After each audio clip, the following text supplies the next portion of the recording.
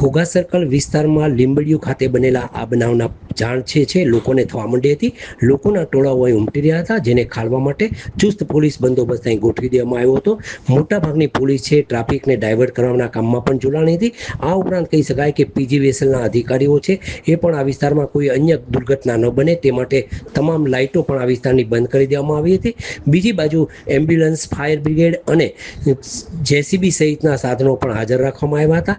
2 લોકોને હાલ અહીંથી જે શ્રમિકો દબાયા હતા એમને કાઢવાની કામગીરી હાથ ધરવામાં આવી હતી. બંનેને બહાર કાઢીને હાલ સિવિલ હોસ્પિટલમાં ખસેડવામાં આવ્યા છે.